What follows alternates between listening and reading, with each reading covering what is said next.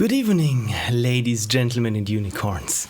Welcome to a very, very chill stream this evening. And I can see so many people are already here. Thank you so much for dropping by on this relatively short notice. I know it's my usual time, but it's a little bit short notice, at least for me.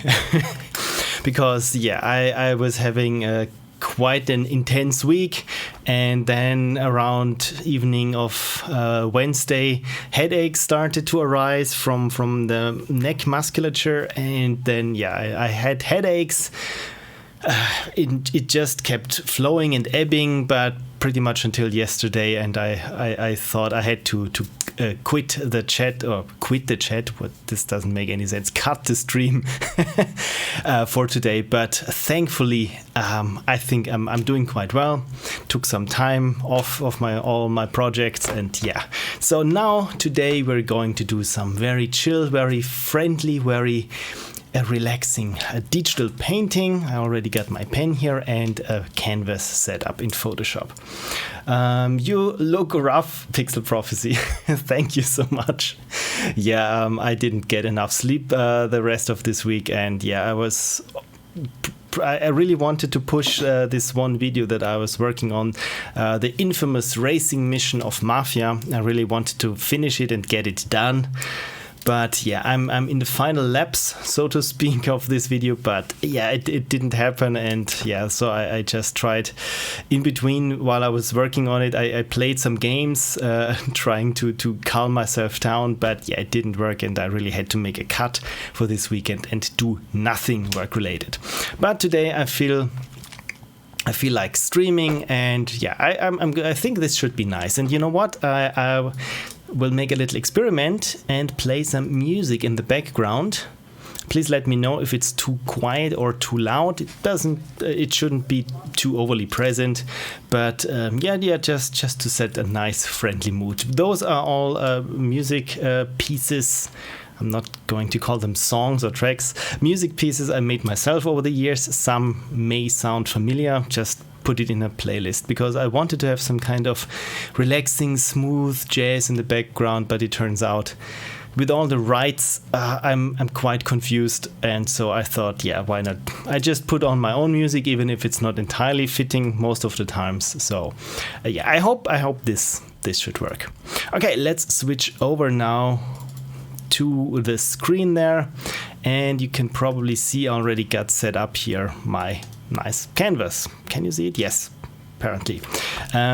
For some reason I don't have here, why not, my tablet working as always.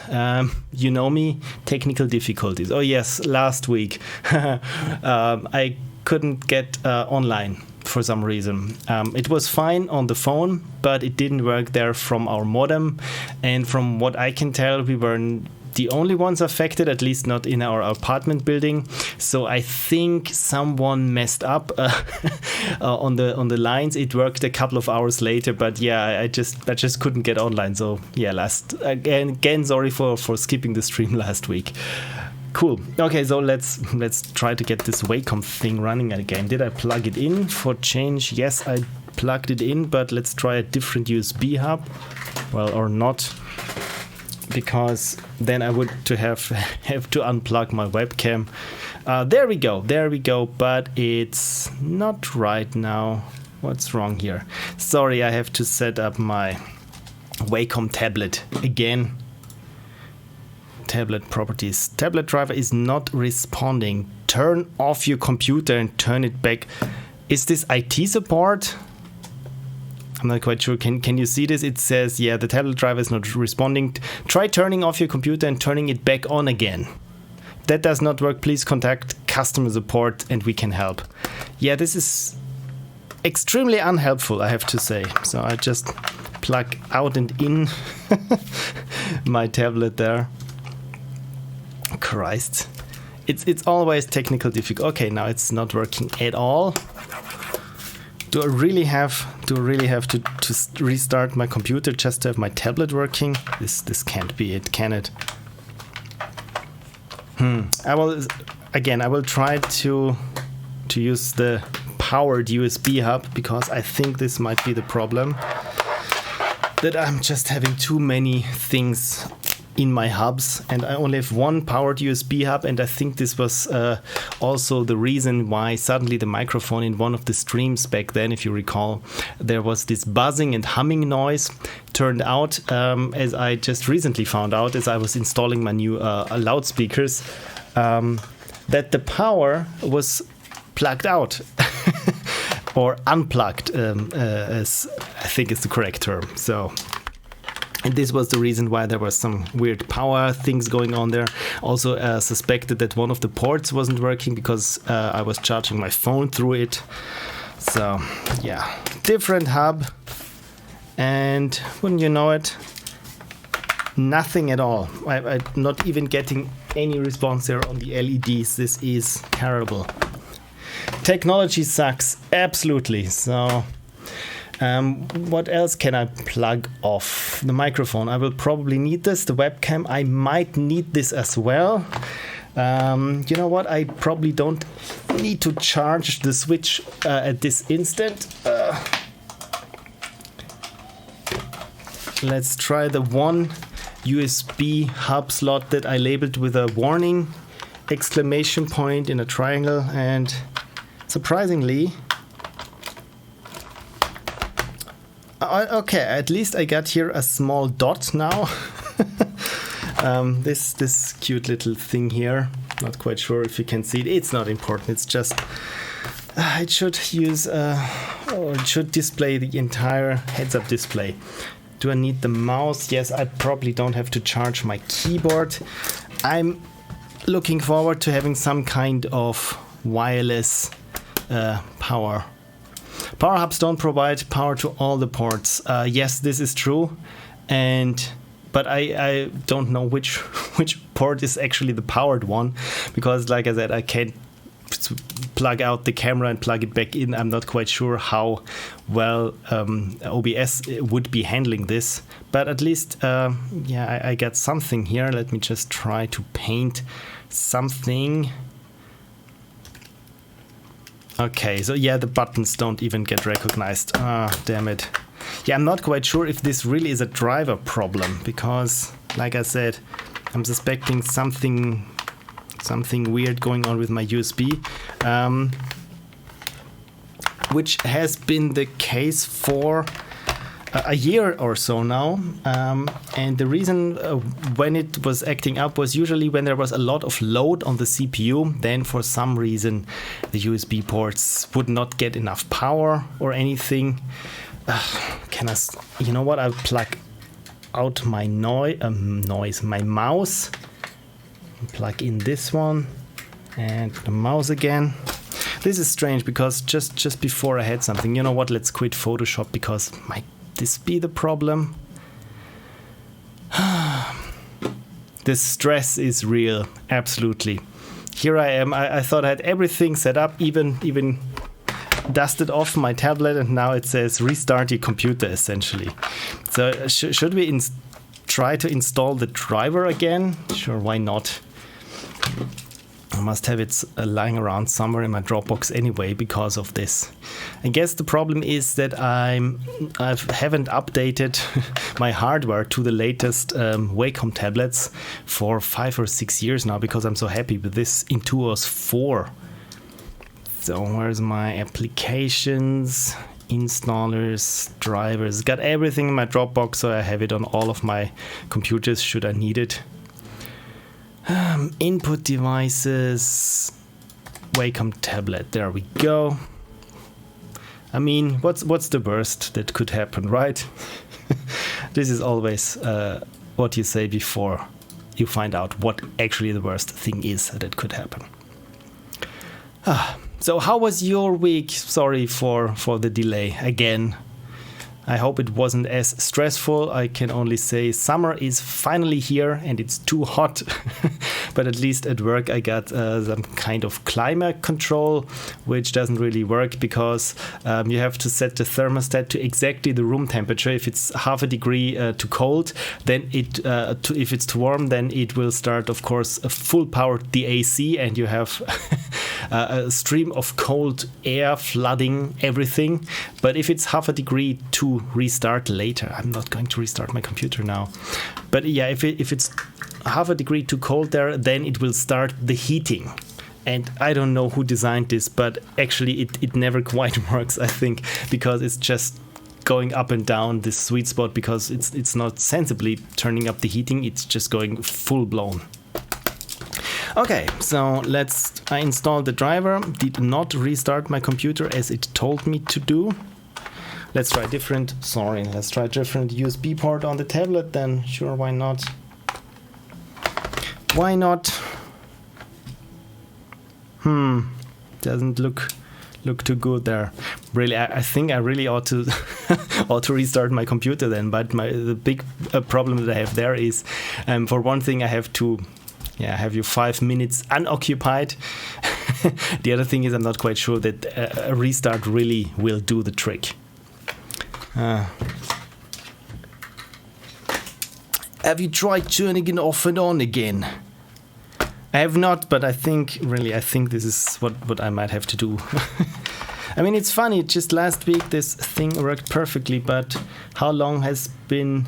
Oh, I just looked at the uptime counter there, and this computer has been running without restart for 19 days. So this might have to do something with it. Damn it. I'm really sorry, but I think I have to restart now. Maybe at least give this a try. Tablet might explode. It might. So, you know what? I will have a sip of water now, because I will say the magic word unicorn and think about restarting. Sorry. Yeah, sure. Why not? Let's try a restart. I hope I see you back in 4 minutes, or how long it takes this monstrosity to reboot. And let's hope that my tablet is working then. You know what? I will keep the tablet plugged in now during the booting sequence, because apparently we're in Windows 3.11 times, where every new hardware has to be plugged in when you boot, I think. So yeah, I will see you hopefully in a couple of minutes. And yeah, again, thank you so far for watching.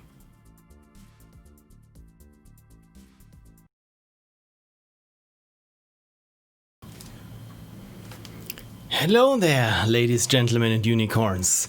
I hope you can hear me. I hope you can see me. I just noticed that I have a mouse pointer that I can move around with my stylus. Isn't this the future? Okay, so apparently the restart worked wonders. Now it's working as it should, and I've completely lost there my OBS chat, which is wonderful. So I have no idea who's talking about what.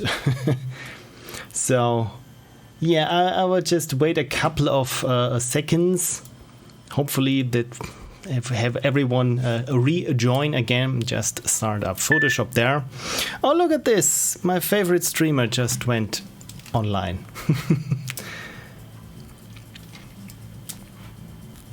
Okay, Frank says I'm having more trouble solving this Sudoku.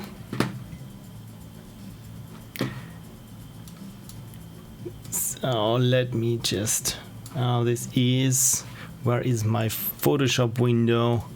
Everything's messed up now because I changed there my screen layout. Let's reset to Wacom.1. No, you know what? Let's reset the workspace to Essentials so we're all on the same page. I will just pop out my layers and stick them on this side. We weren't talking about much really. Oh good, so no bad mouthing the streamer when he's not around. Okay, so let's finally give this another try. Thank you so much for joining. And look at this, with 26 minutes too late, I can finally start with actually what I had in mind. So, oh, Ingvar is also here. Hi again, and Manage your channel directly from your phone. Yeah, not right now. Thank you very much, Twitch app. Okay, so let me switch over to the screen. There we go. So, yes, like I said, just wanted to do some relaxing, chilling, well, not chilling, more chill painting today.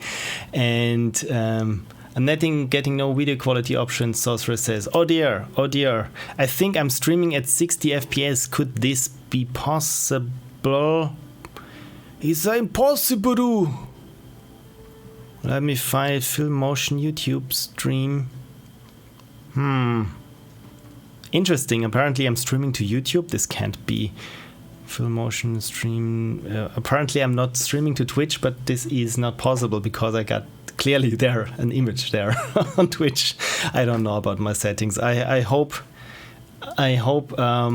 you will get the options to change the video quality, because like I said, I'm streaming at my highest possible possibilities. I'm not that good with words. So yeah, I hope the stream will show some options eventually. But yeah.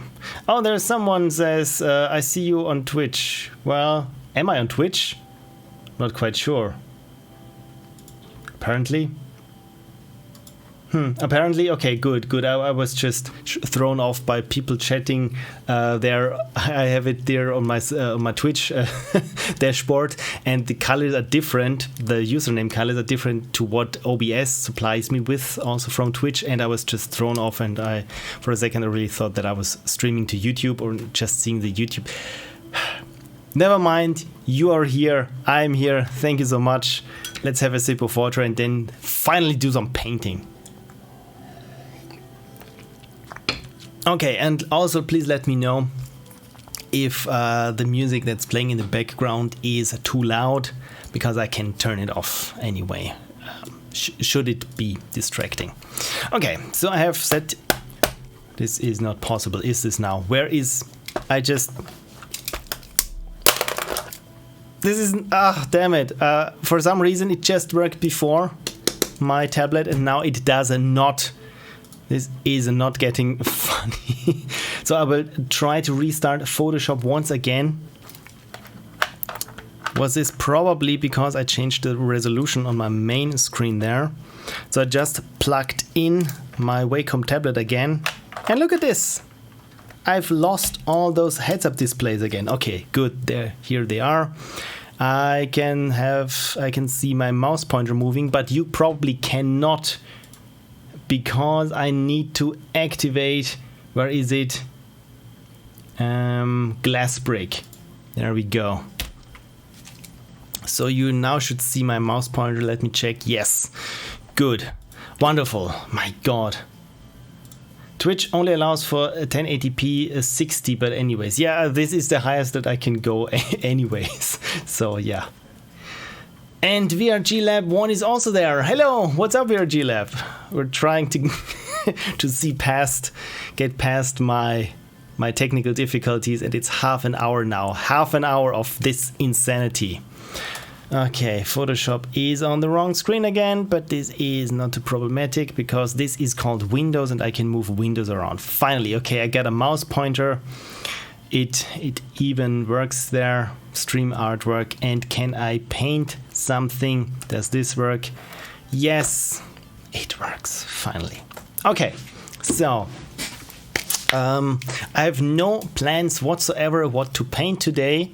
But as seen on my last stream with painting, I like to start with a black canvas. This canvas here has a size of 100% times 100%. Yeah, this is not too helpful, is it? Of 5000 by 3500 pixels. And it's in, you can see here, in 16 bits per pixel per color. I always like to work in 16 bits because especially with gradients and when you do a lot of shading, 8 bits aren't enough. VRG Lab says, oh, I see your pain whenever I do this as well, just something doesn't work. Yeah, there's always something that doesn't work. I fear the day when everything works at once, because if you think everything's working without any hitches or problems, then you're having a big problem that you haven't realized yet. So that's life, I think. And Space Monkey is also here. Wonderful. Thank you so much for dropping by. Okay, so what shall we paint? Yeah, like I said, I like Bob Ross starts his canvas usually with a thin white liquid layer of liquid white, and I start with a very black layer, so I'm the photo negative of Bob Ross. Also visually, maybe, well, not quite, but yeah, because I like to start with a blank screen that's black, because I only light what I know that I can draw, and that's not too much. So everything that I can't draw or can't paint just is in the shadows and just hinted at with some outlines. And yeah, this is my style, because I'm not really good at something. Okay, so obviously you should paint a unicorn. Obviously, you know what? I will draw you a unicorn, and then we all can agree that I'm not too good at unicorns, because this here is the head, those are the ears, this is the horn. There we got an eye and some nostrils there, and the mane here. And yeah, now things are getting tricky with horses, because I'm not quite sure how to paint their legs. So my horses always get those stubbly plush toys legs. And there's more mane, and there's the tail, and this is not too good. I can't do characters. I really can't do characters. So this is why I think we're starting with some kind of landscape again. So with a brush for my landscaping things, I have here my assorted drawing brushes, but let's start with my pastel brushes. I didn't make those pastel brushes. I think I got them. They're called, I think, Nagel or Nagel series 41. I think that's what they were originally called. But I tweaked them and deleted those that I didn't need, and also got rid of any brushes that had some weird color shifting going on. So yeah, that I can just that those brushes behave like I want them to behave. Okay, so environment. Let's start with I'm just looking outside for inspiration in terms of color, and because I want to have this happen at dusk. So let's start with maybe this. I think it looks like this kind of gray blue thing there. So let's just start with something like this. I make my brush really big. And can I have here? Yes, I even got the dynamics. So no, this was the wrong brush. I want this charcoal number 5 and make it like huge, like 1000, you know what, like 3000 pixels. Yeah, this looks good. So yeah, just to get the foundation there for some kind of evening. Maybe 3000 is a bit too big. Let's go with 2000 pixels. So yeah, this is certainly of course too bright, but I just want it to have a foundation to start with, and from there I can just do my changes. So the blue is transitioning over to some kind of yellow there in the background, as I can see it, but it's almost gone. And then once we're in the blue, we're getting quite saturated in this blue thing here. And yeah, I think this is roughly the sky background that I'm seeing right now. Like I said, this is of course, at least in my opinion, a bit too bright now, and of course also too sharp in terms of the structure of the brush. So I'm just blurring this. And now I got here some kind of darkening towards the edges, and I just duplicate this and merge it with itself underneath just to get rid of that. And like I said, it's too dark, so let's bring up the curves. And yeah, just I think this looks nice. I hope this is not too dark to see. But yeah, I think that this looks nice as some kind of evening background. And maybe next thing is where do I want my horizon to sit at? And I will just compress this down and have my horizon here roughly at the center of the painting. Again, I'm not quite sure where I want to go with this painting, but yeah, at least I need just a couple of things there to start to get my imagination working where I want to go with this piece here. Yes, paint some Simon Stollenhag. Yeah, this is one of my biggest influences is Simon Stollenhag. But yeah, it does just a couple of paint strokes and it looks realistic, and I haven't figured out why. Probably because he's been doing this for many years and practicing, and I haven't. So, well, now I know, and that's the reason probably. And Frank also finished with his Sudoku. Congratulations! I don't think I've ever finished a Sudoku because I'm too impatient with Sudoku. Okay, you know what? This yellow dawn or dusk. I like this, but I make a new layer there because I want this a little bit more intense. You know what? Let's go with orange or red orange, something like this. Yeah, this is not a straight line. I'll try again there. And again, I'm just outlining here things, and then we'll start to integrate them into the background that we currently have a little bit better. At least that's the idea. Because maybe I can have here some kind of implied sun going there. So let's blur this as well, and this is already looking good. I will blend it via linear dodge or add it to what we have here. So this looks nice. Maybe blur it a little bit more, move it upwards a bit, and yes, I think this looks kind of nice for an evening. So I will just merge those two layers together and keep them. Again, my horizon is now dropping too far, so I just put it there. Something like this. Okay, so what to do next? You know what? Maybe let's, as I like to get my imagination started, do some kind of terrain or, well, clouds not yet, I think. But yeah, let's do some kind of implied landscape there. So for this I use the default brush and make it like this, so that it's more of an ellipse rather than a circle shape. And yeah, I just pick black, pure black there, and so that when I can draw something there, it looks something like this. Okay, so I always like to see my entire artwork at once, so this is why I zoom out and usually start with pretty coarse and big brushes, so that I'm not getting too distracted in details there. So, and now I'm just starting to do some kind of shapes. Could those be boulders, rocks, maybe some kind of, I'm not quite sure, maybe a city or something. Let's try something else here. Just some very slight organic touches. Could this be a tree, alien thing? Who knows? Right now, maybe make this a bit smaller. Right now I'm just there in the process of finding for myself what this could be about. This looks some kind of weird structure there that was built outside of this city here. Wouldn't you agree? So this already looks kind of interesting for what it is.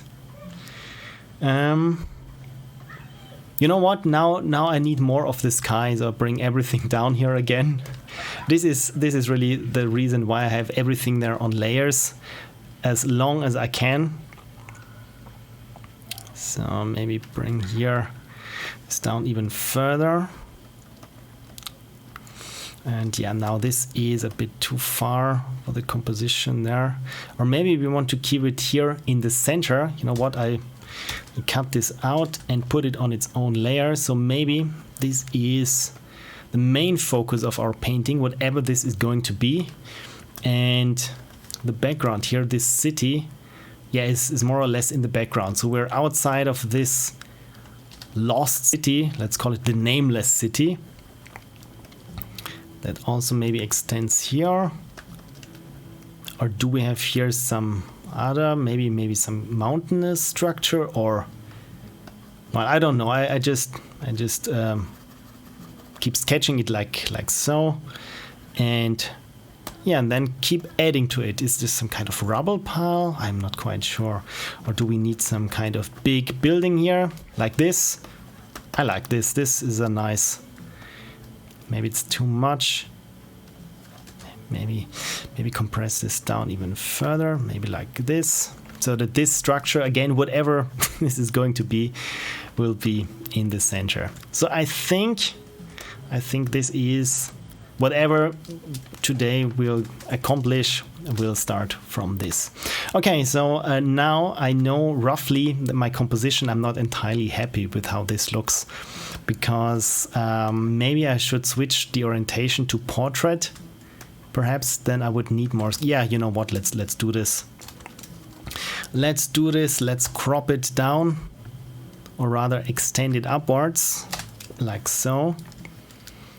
Okay, now my canvas size is 6,000 pixels high, so this is going to be huge. But yeah, for now, it's just trying. I'm trying to find where to put things. So that my horizon will be now comparatively low. Again, I got some artifacts there. This is nice. Okay, so yeah, I'm still not quite happy with the background. Now it looks more like a rainbow. But again, yeah, I just need something there for my imagination. Okay, next thing is I'm going to draw myself some helper lines. Let's say that this will be my horizon. And where is the center? Like here. So what did I just do? Oh, this is my heart brush. Wonderful. Wonderful, but also not really helpful. I'm not quite sure how I managed to get this heart brush here. So, okay, so this is the center of our perspective, and everything else will be above this, or maybe make it a bit higher. Yeah, maybe like so. So I'm just drawing myself here some helper lines. Not quite sure if I will need them. Yeah, but you never know. Wonderful, kids are screaming outside. I hope it's nothing serious. Cool. Okay, so this, I just call this reference or persp. I call this persp. So we know it has to do with perspiration. So I bring down the opacity that it's not too distracting, and this thing here should be rooted somewhere in the ground. So I just paint here some base where it might be sitting on, because right now it looks like with a 35mm lens. So yeah, this is not a helpful eraser. Let's switch my eraser over to, yeah, something like this. Yeah. So where am I? Here am I. It weirdly looks like it could be some kind of Olympics statue or something. I don't know. So yeah, I'm just sketching here, and we'll put it down here. And this is what I wanted to try, see how far this can extend upwards, that it still looks interesting like so. Okay, so this I like very much. I bring now here my background, so just that I know the silhouette of what's happening here. And then I will do the sky properly. Again, just something so that I have an idea of what the environment is. So yeah, now I'm just, apparently this is how I got my heart brush there. I just fill this up here with black for now, again, so that I don't have to come up with any details yet. And yeah, just keep adding. I really like those two things there. Maybe they need some more of that, or maybe some kind of no, looks too grassy to me. Thank you very much. Undo function. So maybe there in the city is something interesting there. This looks like Berlin now. No, I just keep it as it is, and this thing here also for now. Again, I'm really just sketching and not too worried with what this is yet, but then I will make it work. Okay, so talking of things to make this work, to separate this foreground here from the background, whatever it will be, I need some layer of haze, some atmospheric scattering, some particles where the light is barely reflected in between. In other words, just to demonstrate something like this, just to separate it there from the background. Is it too dark? I hope not. But for this to work, of course, I need to have the sky pretty much finalized there.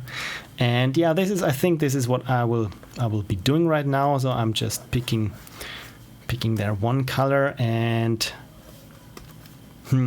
again, I'm trying to get inspired from the sky outside, but it hasn't changed much. It's just darker. So you know what? I will start over with the sky and 5,000 pixels, sure. Choke on this Photoshop. Yeah, this is too saturated and also too big a brush. So 3,000 pixels should be fine. And just going here really dark, because then I can draw something there that might be happening in the sky. So, and you can see as soon as I got rid of this red and friendly yellows, it already has a completely different feeling to it than it had before. So just extend this upwards here.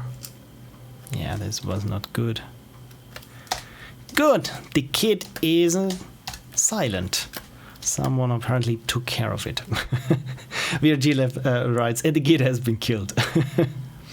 So, okay, so this is now my new sky for now.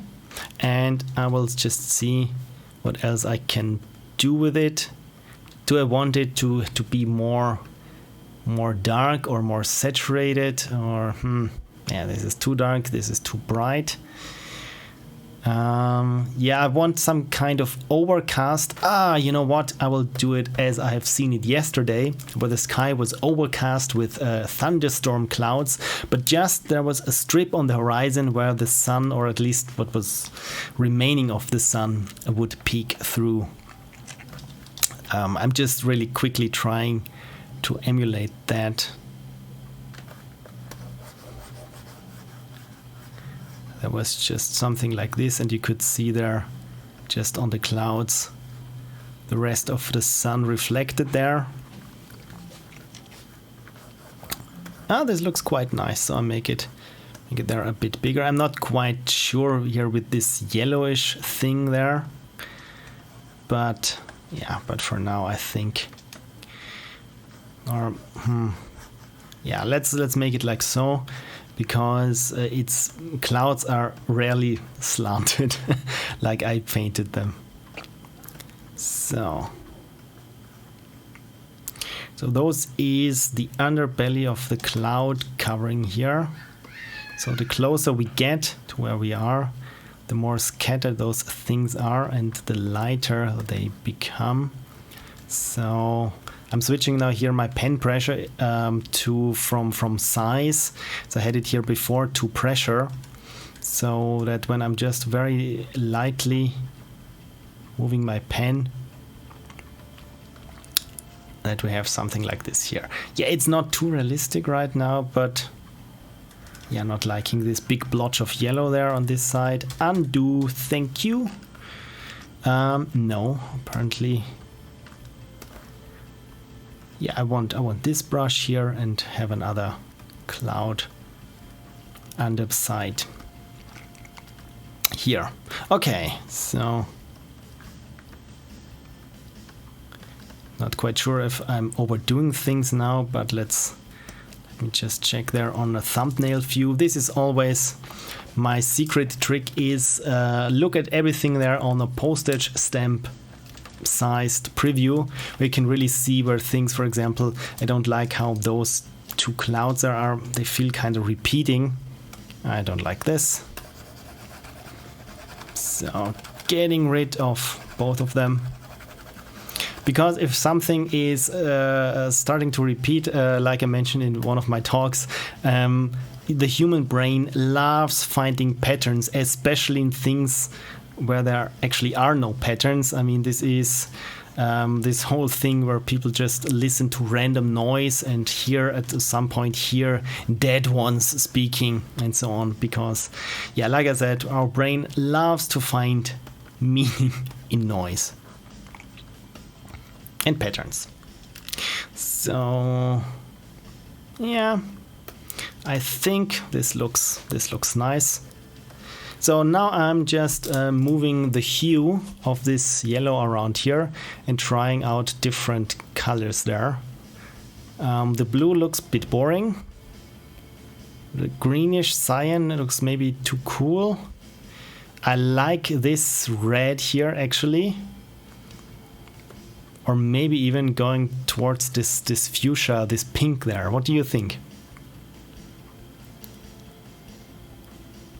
Yeah, I think this is too pink. Can I pull up the saturation? Yeah, it doesn't really help too much with too much saturation. You know what? I will settle on this color here, because this leaves me the option to have something, because I always like strong colorful light sources in my paintings, because that way I can have something that is this kind of green here to balance it out somewhere. Maybe put here sky, a moon in the sky or so. Yeah, I'm not quite sure yet, but at least like I said, I like this color here. So, and this color will also be here my background haze that I have between here. And I've realized that yeah, my horizon line doesn't quite match up with what I have here in the background. So maybe I need to bring this a little bit higher there.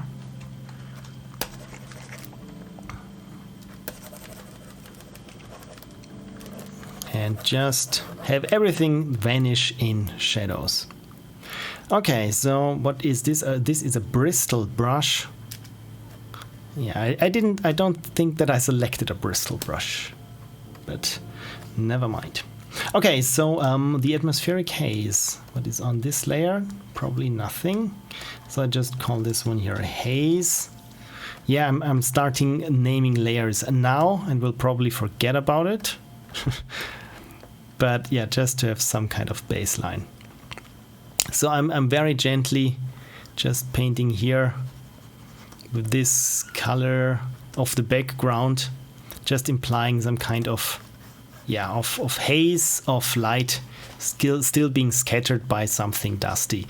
By the way, the more fog you have, or the more particles in the atmosphere, the stronger this one will get, of course. So if you want to make something dusty or have some kind of ground fog, yeah, just color it with the background or with the sky color, because it's being reflected by the sky color, and you're good. So first thing that I do is now to blur what I have made here. Let's see how far I need to blur it. Just, yeah, I will blur it overly and then dial back where I can. And when you diminish some of this ground fog, of course, then some things will essentially peel out of the fog and appear to be more in the foreground than in the background.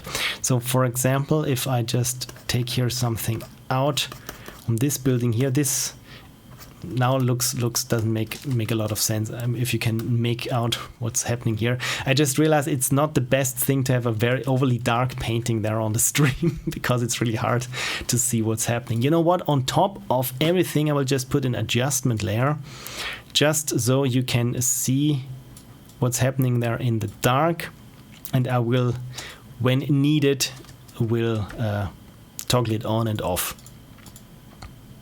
Yeah. Okay, so this is haze, right? So, and I said I will have it that the haze doesn't extrude or go too far into the foreground. Let me just... This was the wrong layer again. Wonderful. So here we are, haze. This was also the wrong brush. So mode clear. Where is clear? There we are, clear. So yeah, I'm just here in this artificially brightened up status. I will just so that I can see that I make sure that this haze doesn't extend too far into the foreground. So if I turn it off, this is how it looks. I'm just thinking now, do I want maybe here some kind of sun still illuminate? What is there? You know what? Let's try this. Let's try it and see how or if I should like it. Again, I'm just sketching here. Oh, of course, I need to switch from clear to normal. And yes, you know what? I've recently learned that the sun is usually round. So I'm just trying to reflect that.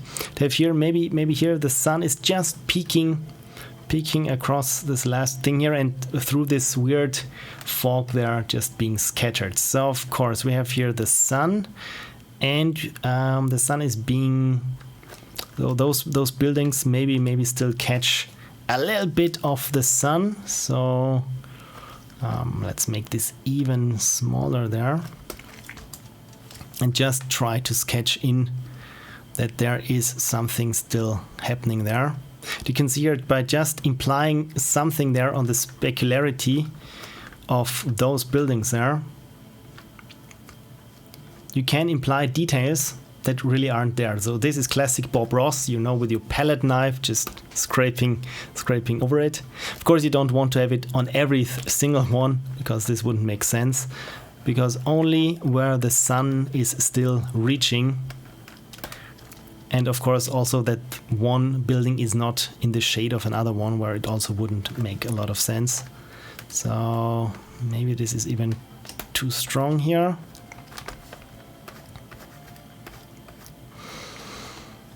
So maybe something like this could work.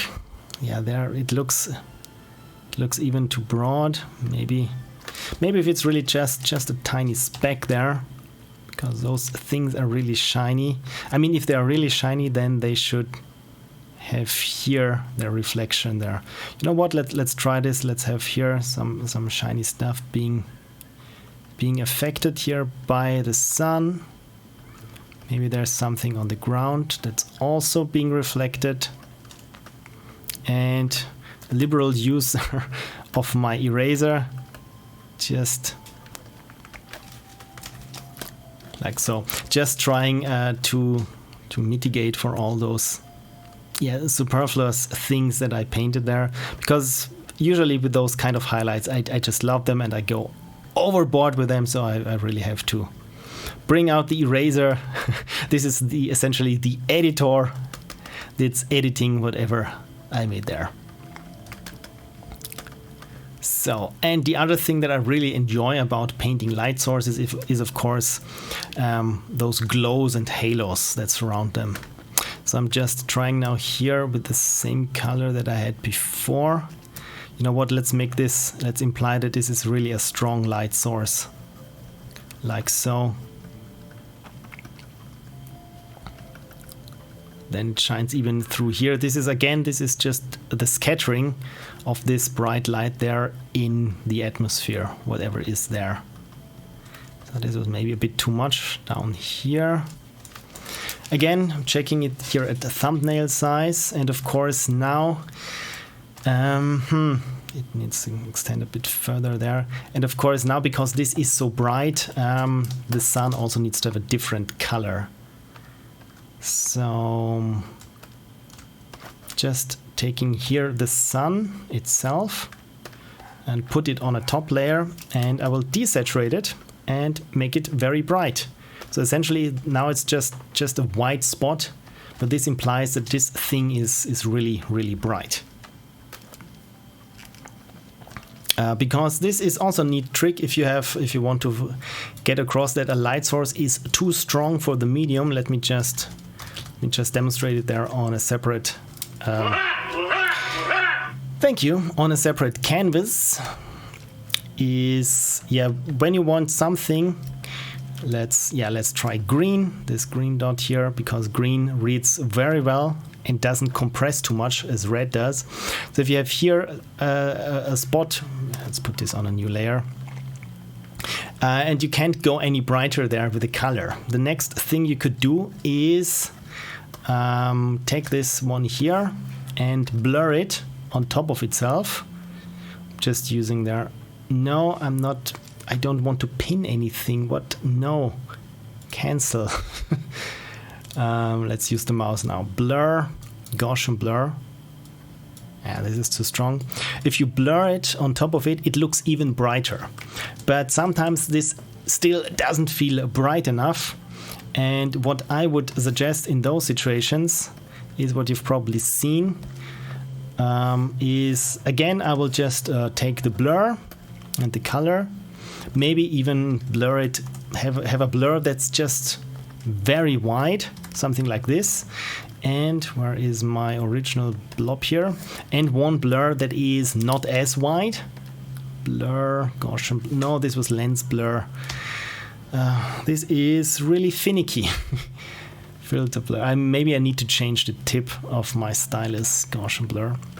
So here something that is not as blurry. Maybe like so. And now here comes the trick. The center of this light that I want to have extremely bright, I will just have white, that essentially it just burns out. And have this on top of everything. So something like this. So, and if you look at all those three things, which one looks or appears to be the brightest? Well, of course, it's the rightmost one, because this is essentially how, nothing is brighter than this white rectangle here, but this one appears to be brighter because we are trained that everything that has a glow or fades out into this very saturated colors, that this is very, very bright, because if you look into the sun, then this is also what happens. So I hope this was an interesting tangent, and this is exactly what I'm trying to do here. I will just put there another bright circle on top of my sun here, and to make it bright I will switch its blending mode from normal to add, so everything, all those the colors only get added to what's underneath and never subtracted. And by adding, of course, you make pixels brighter, and if you add all the values of all the channels together, you get white. Okay, so we got, maybe I make this a little bit blurrier so that it doesn't really show this kind of incoherent halo that I painted. And to make something appear even more brighter, there is, of course, the good old way of doing lens flares. For example, lens flares usually, 99% of the lens flares work that they are reflected through the center of the lens. So this is usually, like I said here, the center of the screen. So just roughly matching here what I have here, and then maybe the flares would show up here, maybe in a different color. Maybe we got here some kind of secondaries going on, and those are always on top of everything. And the other thing, of course, you can do with lens flares is this staple of science fiction Hollywood things is I'm just painting here something over where my brightest spot is, and then I'm just making a streak out of it. This might be too strong. Something like this, and then I set its blending mode also to add, and this is now, of course, a bit too strong. Well, even more than just a bit, But yeah, you get those streaks that usually are just in anamorphic lenses. But yeah, I think maybe this is a bit too much. But yeah, just wanted to show you, because maybe I will add some of those visual artifacts on top of it. So maybe this here is a bit too strong. So I will also say here, linear dodge add, or do we use the screen mode? Yeah, let's use the screen mode, but I'm going to turn down the opacity that it's not that intense, like so. Just moved it. This was not good.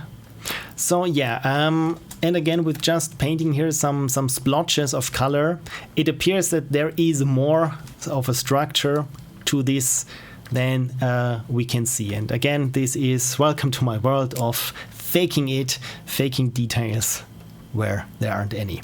So I come back to this layer with all those highlights and just paint some more highlights then. Make a very sharp brush here.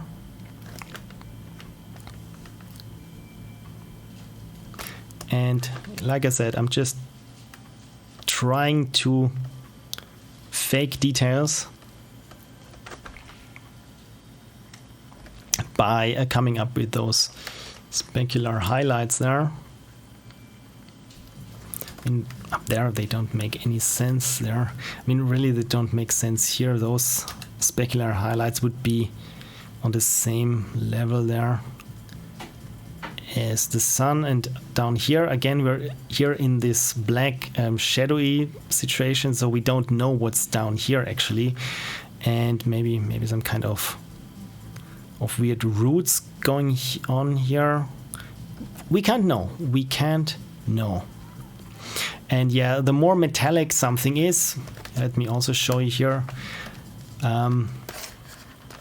or you know what, let's just take the rightmost thing here as our light source. Let's assume this is our light source and it needs to be reflected off of this. Let's call this here a cylinder. And if it's a very rough cylinder that doesn't have a lot of specularity, for example, it's rubber or it's some kind of very diffuse material, it usually would just reflect roughly the color of the light, right? Maybe not this coarse if I blur it. So yeah, if there was something there wrong, just make out here, let's imply here some kind of plane, invert. So yeah, this could be illuminated by this thing here. But if we have, for example, a very shiny cylinder, this highlight gets even tighter and tighter, and the thing is also brighter and brighter until it has almost the exact same brightness or same value as the light source. Usually never brighter unless it's some kind of mixed light situation, but to have something here appear very shiny, this is a very sharp highlight, and again there in the middle. You know what, let's blur this again. Motion blur, yes, motion blur, this is what I want, but not in this direction. Yeah, this is why apparently I didn't draw it perfectly like so, but you get my point. So apparently, I mean, it would be probably there. Yeah, this is the more reflective something is, the smaller and tighter the highlight gets. So this would imply here that those are pretty shiny things here. But yeah, let me go for something that's perhaps not as shiny. So we have a highlight that is again not as strong. I said not as strong, so I undo everything here because this of course is too strong. Set my opacity to 30% and make my brush a bit wider there. And to have here something to be reflected or at least not reflected, illuminated essentially, something that's more that's softer, not as reflective as whatever is going on here. If I do this also here, well, it might look a little bit, it starts to look a bit boring. So let me, I make this a little bit softer by smudging it together. Usually this smudge brush is something you want to try to avoid, because it smudges, right? So, but this could be some kind of sand dune. We don't know. The point is, we don't know. And as always, contrast is everything. This is my motto. Because if you have a lot of things that are, for example, here very diffuse, very soft, it's nice to have a contrast where something is really shiny. Or if you have a picture where a lot of things are very samey or very low detailed, something where a lot of detail is there, this really catches the eye. So again, also with color contrasts, this is crappy. Also with color contrast, if something is very saturated and everything else is not, this is what really catches your eye. So let's try and see what I can do on this side here. Maybe I can even hint at more detail again. Oh, look at this. There's a front of a barn or a house. Huh, interesting. We don't know what this is, but apparently there was something there. And it's shiny there on top. Yeah, this doesn't make a lot of sense. So either it's not shiny on top or all the way the same. Where is my charcoal eraser that I can get rid of? Where are the highlights? Oh, of course, I painted them on the same layer. So yeah. Okay, so yeah, this looks better. And as soon as something is not as uniform, let me zoom in. It appears as if there is some kind of structure or more details in there than there actually is. So yeah, on close-up this doesn't look very good, but further away, maybe, yeah, I'm still not quite sure how I like this. You know what? I erase this. I don't like this. How about this one here? Can I diminish it again a bit more? Like so. Yeah, I think I like this. I like this better like it is. So this looks to be some kind of dusty situation there, right? And what's going on here? I've just painted in some more details. You know what? This could be some kind of crag or other rock structure. So I will start over, but make here my brush more shaped like this. And paint it like so. And lo and behold, it looks vaguely like some kind of rock structure, at least from further away. Still not quite happy with what the brush is doing there, because this has to do with those pastel brushes. Like I said, it just takes the brush that I had made, this squashed shape, but then rotates it with each brush stroke randomly. So actually this is not what I wanted. I pick the default brush because there I can be sure that it doesn't do anything weird. And I orient it, if you can see it. No, what did I do? This is what I want to do, but now apparently my palette is gone. There it is. So I give where am I? My God, I give here the tilt, the same thing. There's the same diagonal tilt there as in the background. So this is when I'm just painting over it. It should look good as it is, like so. Yeah, this is much better. So, and I'm just liberally applying there some paint. Now it looks some kind of tree bark or tree stump. Interesting, let's go with this. Let's assume this is some kind of tree stump then, a huge one.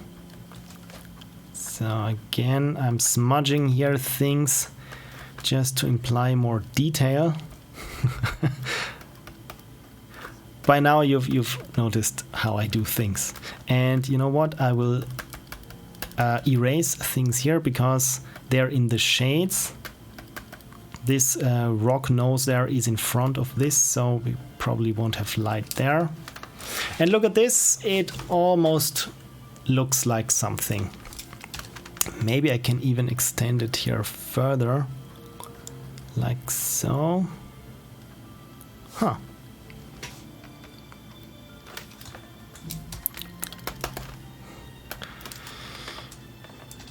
I'm not 100% happy with this, I have to say. Maybe I don't need to have it extend this far back and make the edge a bit more defined like this. Huh. Yeah, this could work. What do you think? And sometimes I'm just trying, and when I paint here some weird stuff, does it kickstart my imagination? And no, it doesn't. It looks horrible and wrong, so I just undo it like this. Beautiful. Okay, so let's take care of this big structure there. You've probably, very unprofessional, first hitting the microphone, then dropping my stylus. And I'm back. Dropped the stylus again. Man, I really should have some kind of wristband like with the Wii controllers. So you've probably noticed that this is not always the way I paint things, but that I started there from the background and going to the foreground to what's interesting, because that way I really know what I actually have to still paint and where I cheated myself around it, as here with this kind of weird background structure there. Okay, so let's take care of this big ugly thing there and what we can do about it. So first thing is that I set up my brush there.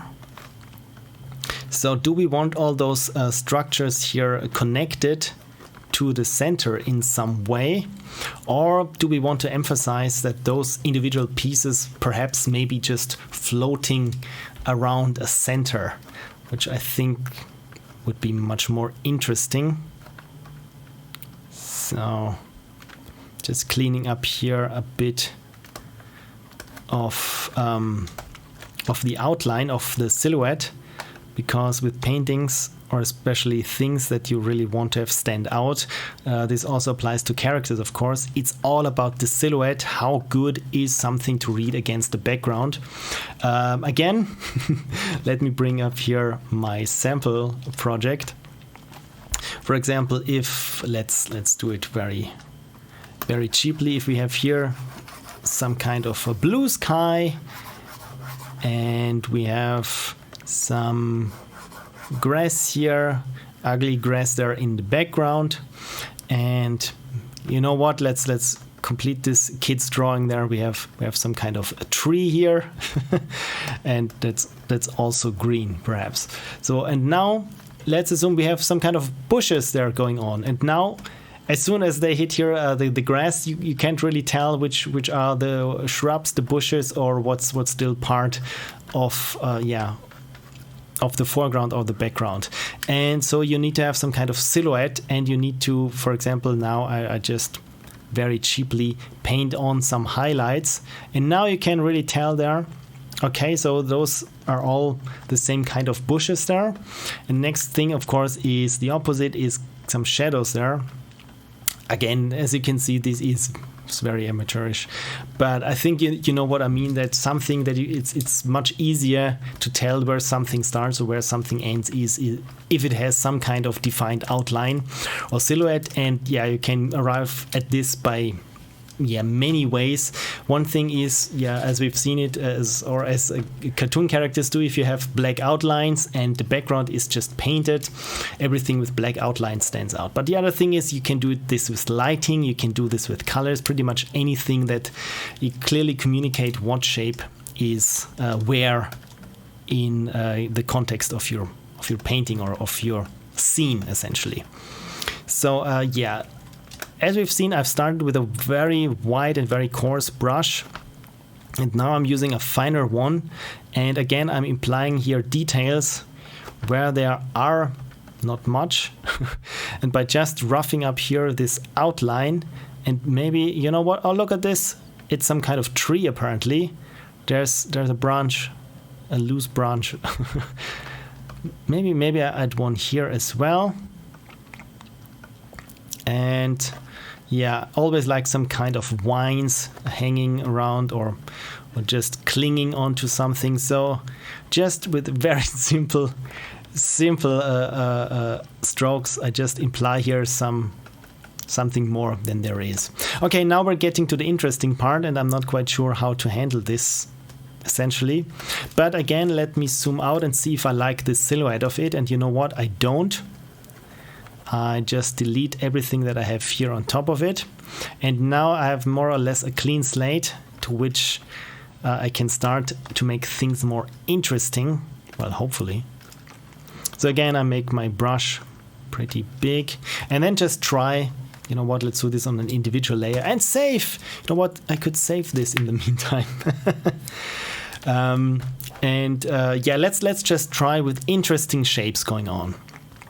So one thing that is, I think, the least interesting is having here some kind of very bushy, friendly tree here. It looks a bit like a swamp tree. I'm not quite sure why, but yeah, I'm not too happy with how this looks. And you know what? Instead of, where's my default brush? Default brushes. There we go. So that I always paint with 100% opacity, but only the size of my brush stroke varies. This helps me here. Okay, so yeah, am I on the right layer? Yes, I am. Apparently, hello everyone, if you can see this, apparently while I was saving, my stream broke down. I can only see here the thing buffering. Let me just quickly make sure. Hello, is it buffering? Hello, can you see my stream? Because now it has completely vanished. It says there was a network error, please try again. And yeah, I'm not quite sure if you can access this. I just refreshed the page and hope everything's back again. But no, it is not. It stopped for me. Okay, good. Well, that is not good. Same. Okay, so now we're back in troubleshooting mode. Amazing. So I'm still recording. It says I'm still live and I dropped 1% of frames, which is bad. And yeah, I'm not quite sure what's happening here, to be frank. But at least, hey, the music is soothing. I will turn off the music now because now I'm back in troubleshooting mode. Apparently saving. Who knew saving was bad? Oh, I know why saving is bad. I have to pause my Dropbox. Now we should be back. I hope. So hello everyone. Is the stream back for you right now? Let me just ask there in the chat. Hello, can you see me again? Probably not, because again I have here there was a network error. The thing is, yes, Cursey says back. Yeah. Hello everyone. The thing is, without really thinking much about it, I saved this to my Dropbox, and my Dropbox said, oh, look at this. There's an 800 megabyte big file. You know what? Let's upload it. And the data packages were completely suffocating the stream upload packages. So yeah, I'm sorry for that. Again, glad to be back, and thank you so much for bearing with me today. Frank says I had to reload. Yeah, I had to, because it just said there's a network error. So yeah, let me just write it in the chat. Please refresh your page if it still says network error or something. Cool. Okay, I will have a sip of water and then we will decide what this thing is going to be. Wonderful. Before swallowing the water, apparently I decided to take a good gulp of air, because I'm too dumb to take a sip of water, apparently. Okay, I hope everyone's back. My bitrate here is in the green again, for what it's worth, and we're still here back trying to figure out what the hell should we put on top of this. Maybe a big question mark. Okay, so let's try different things. Because I got here a relatively round brush, I can do something organic. You know what, let's make something with tentacles, maybe something like this. I have it vanish here. Those looks, yeah, I'm not quite sure with this one.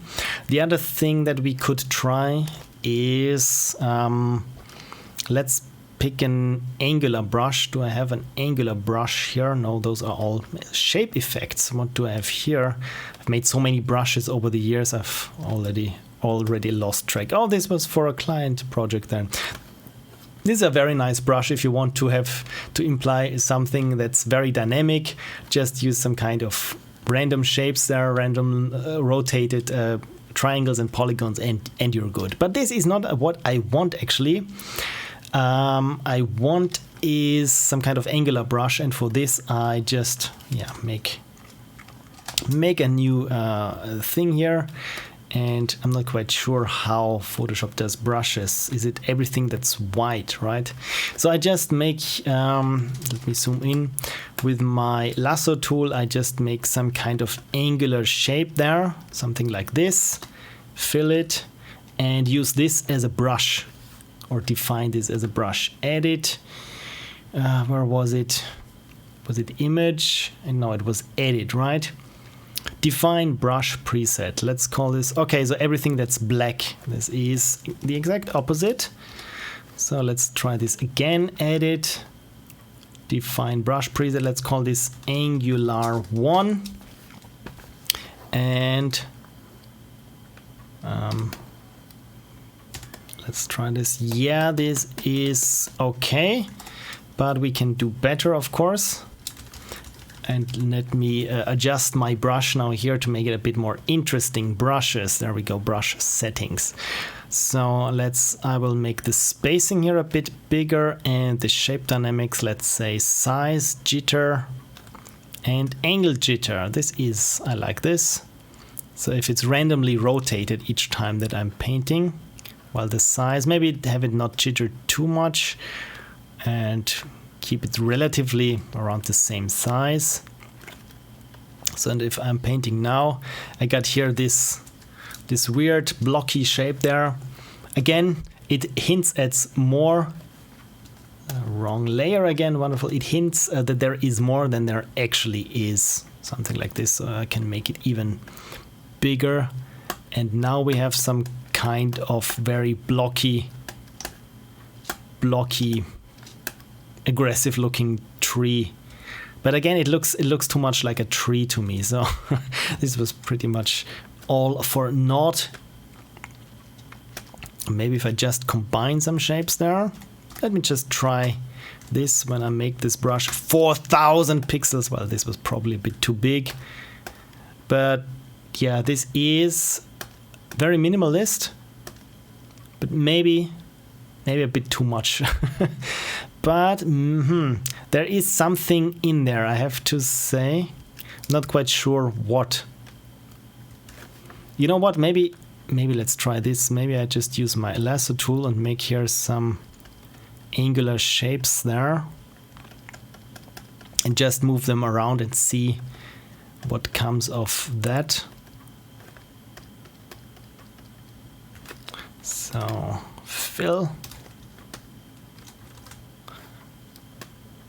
This looks like it's in the process of exploding right now. And again, here we have this silhouette thing that I talked before. When I'm moving this part here into the other, you don't really know if this is one piece or those are are two pieces that are just connected, or where there is something in the background and in the foreground, because right now everything looks to be happening on the same plane, which for now is good. But you know what? I will construct this, this was wrong, this tree structure here out of those shapes. I will make it a bit rounder again, give it the impression of, while not being quite a sphere, just that there is something like this to it. And yeah, and with this stump that we have, actually I like this, but I just make it a bit more jagged there on the edge.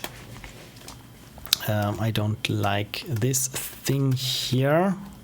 This goes too far outside, but let's put it maybe there. But again, you know what? Now I will delete this and have another thing like this in the background. Okay, so this is one shape or one part, one layer of this, what I will call the exploding tree fragment. Again, I have no idea what this is. I'm just painting it. I'm not interpreting what it is. Well, actually, this is what I'm just doing right now. But yeah, I hope you understand what I mean, because I want to have some kind of light source inside of this and illuminate everything outside. So I just moved here my haze. So I just duplicate this there and just have it like so. This will be essentially the back side of whatever this is, but that we can tell apart what's in the inside, just so you know that this is going to be this three-dimensional look it will get. And I envision right in between some kind of light source there, and let's try different colors. I think my gut tells me to go with something that's blue. Then we have a nice complementary color harmony going on. So if I just have here some kind of core that's in this blue color, and the thing is that I want it's illuminating the background here. Well, the pieces that are in the background. No, don't group it. Also blue. Well, probably not as strong. Maybe just like so. And also cast shadows there to the surrounding parts. I think this is what I will go with, because I like this, again, this color harmony from this purple thing, pink fuchsia, and this more cool blue. Okay, so this is my concept. So now let's execute it. I will start here with this foreground, and I will merge this layer there with the stump that I already have there, and use this blocky brush here to paint over it and give it some sort of interesting silhouette, interesting edge there. So maybe those pieces are still attached, but now they just get some more nooks and crannies, well, to them. But at the same time, I mean, this one here, this looks a bit boring, because it's pretty evenly spaced is not the right term. So there's it looks like there is pretty much the same thing going on, the same amount of jaggedness all the way. And this is again what I meant with contrast. You want for example, one side where there is a lot of detail there, and on the other side there is perhaps none. And this makes it much more interesting if you have, like I said, contrast going on. Contrast in any sense. Well, not in the sense that I delete everything. So yeah, because also here it looks a bit, if it's everywhere, then it doesn't matter. But if it's in certain places, it really feels like feels more interesting, feels like it belongs there. So yeah, I don't like this. Maybe it's really hard. I have to restrain myself from going all in there. But as you've probably noticed with me, usually I just paint it in and try things out and see how it looks, and then just dial it back a bit or a bit more. And yeah, like so. I think we can continue with this. So I feel that those two pieces should be still attached. And just give this side here a lot of definition there on the edge.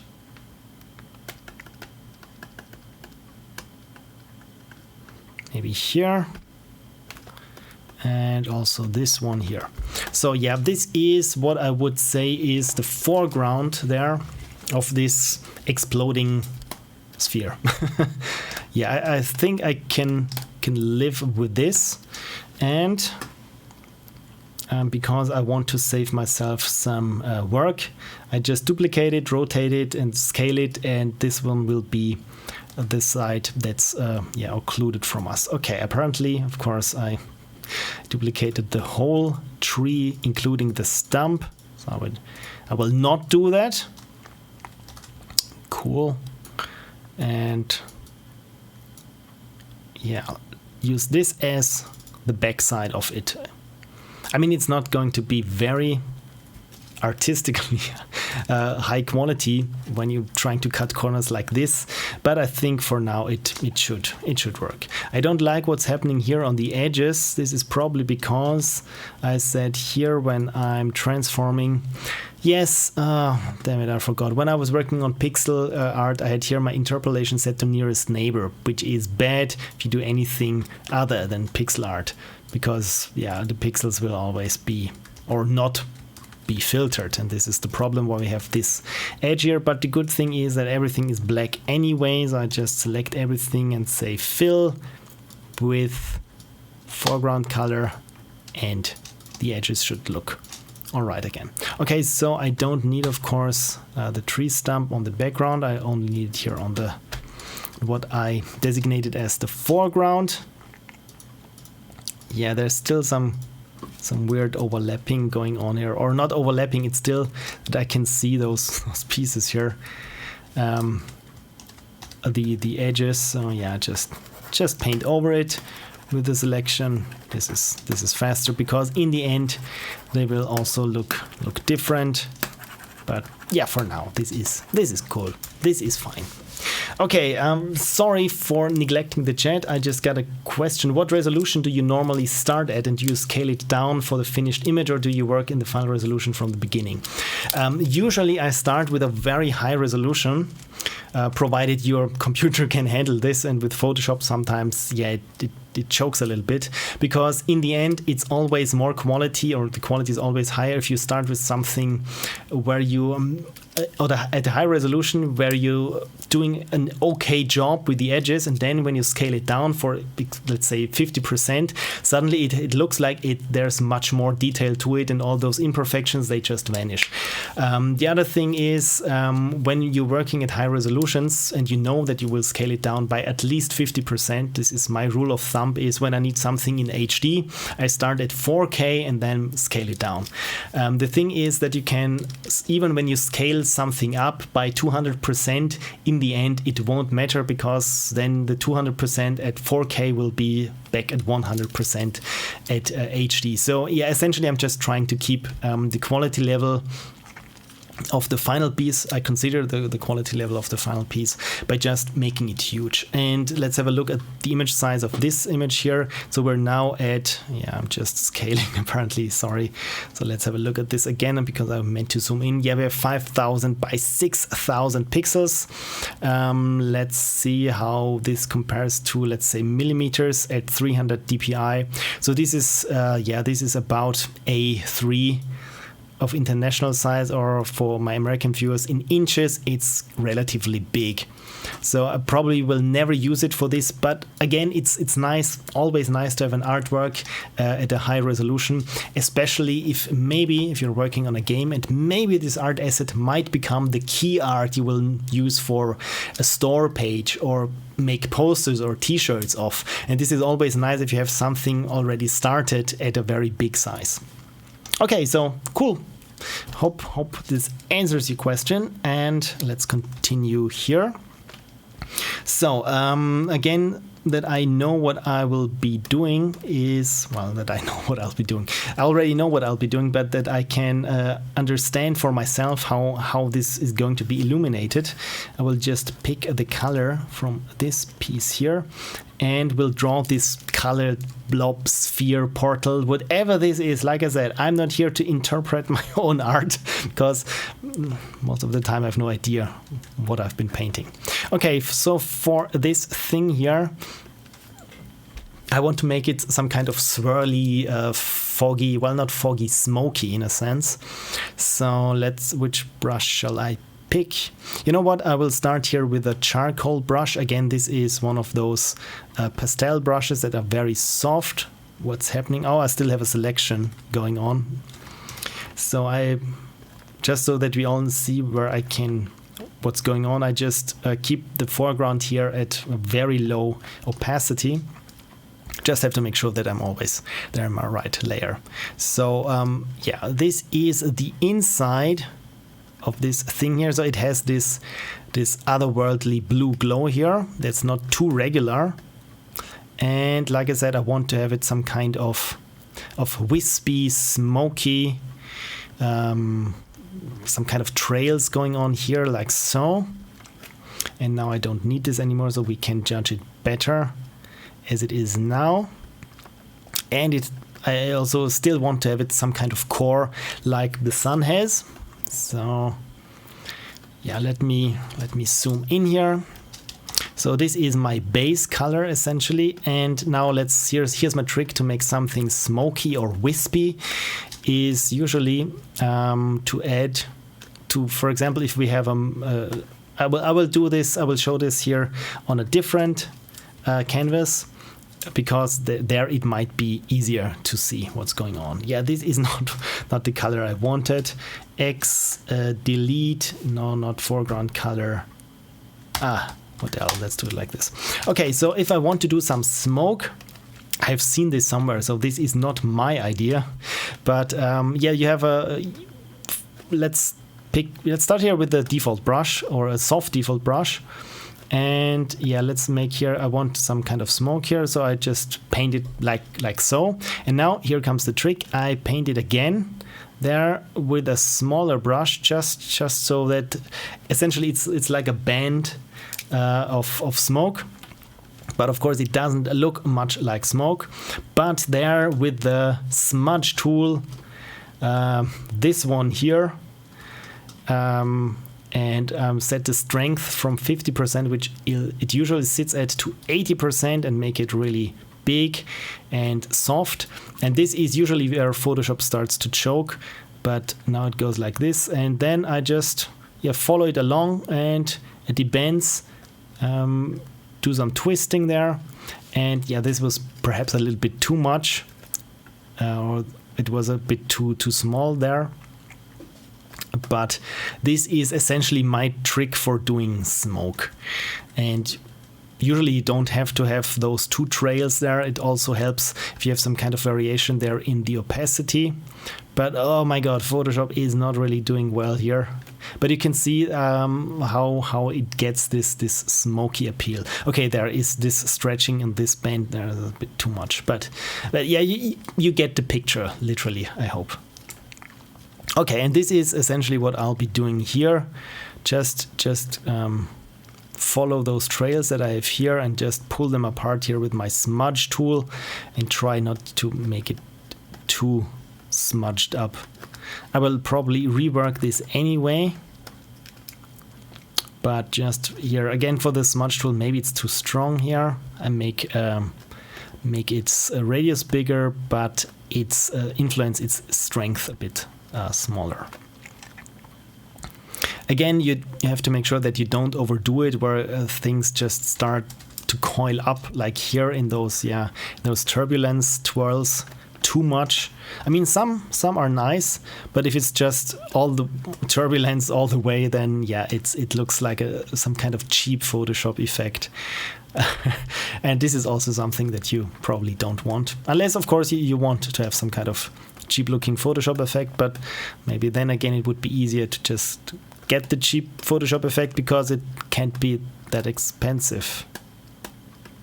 That was an attempt at a joke. Okay, so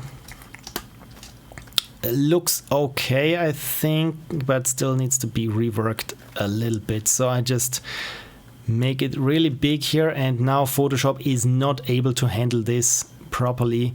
I'm working here, like I said, at 16 bits, and the brush size is 400 pixels, and for some reason the engineers at Photoshop still didn't care to make this more performant. So yeah, because if you do something like this, you have to wait for Photoshop to catch up with what you're doing and update essentially what you're doing. Fill streams now with jokes. Yeah, just a couple of jokes, and I will always warn you in advance when I will do a joke, and will also announce it when I have done a joke, so that you know that it is possible or for you now to laugh, or at least it is accepted. So yeah, you can see how long it took me, took Photoshop to update this, and I just undid it, and now we have to wait until Photoshop is processing whatever I did up here. There we go. So okay, so yeah, let's say that this is my wispy base, which is nice, and on top of this I will make it a little bit more interesting. Like I said, I will make this more saturated and a bit brighter. So, and yeah, now I'm just, well, this was too much. Now I'm just trying to, yeah, get a little bit more definition. Well, that's also not the right word. Yeah, just make it a bit more interesting. Yeah. Sorry, lack of words today. I don't know another synonym for to make it more interesting. I make it more interesting. So I like those kind of tendrils going on there. Those are really, they don't look too pleasant, and this is exactly what I want to go for with my Lovecraftian Cthulhian art. So yeah, this little bundle there of tentacles, I like it very much. And again, to make it more interesting, I will add now here a bright core and a bright center. As we've seen before, to make something appear more bright, I add this here in the middle, this core where everything emerges from, and it's just plain white. Well, now it is plain white, but I don't even need plain white, just halfway through to the color, to the hue that we have. I just, yeah, go halfway towards white, and this is usually enough to give it this kind of glowy feeling there. And to make it again more interesting, make the brush smaller so that it really follows those things around here from the center, as if it was some kind of nervous system going on, and just branches out there. But I will keep it at this white just in the center here. Maybe make it even, now I'm at 100% full white here on my color, titanium white, as Robert Ross would probably say. And always checking now, this is what I've neglected here at thumbnail level, that it really still looks okay. So for one thing, I don't like how this goes on here, so I go like so. But now I'm painting over it, so yeah, this is not good. Where's my eraser? A very soft eraser. This was too big.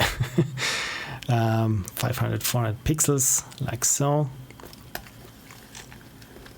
And I will do this again here because I want this, those, yeah, veins, if you will, go out from the center, but that you really can't see the transition, or yeah, that it's not something like this where there's white on the background. I always wanted to have to follow here those shapes that are already started with. Something, yeah, like so. This looks much better now. So that it's really this weird tangled tentacle mess emerging there from the center. Yeah, this is not a very wholesome apparition.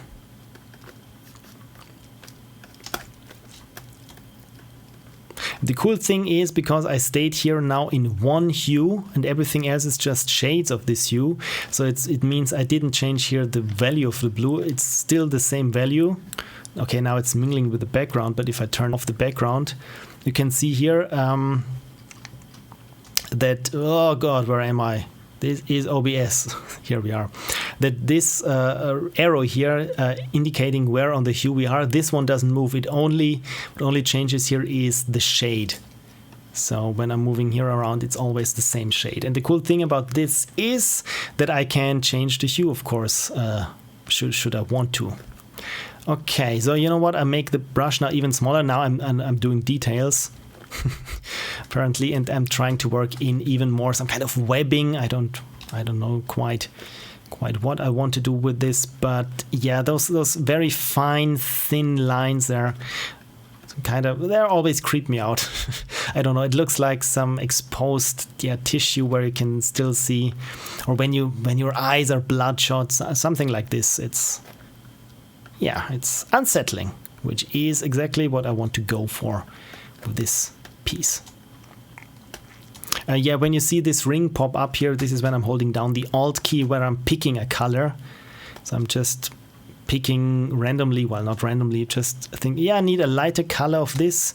Just pick it from here and so on and so forth. So this is where I like my artwork to go in this direction there. This is cool.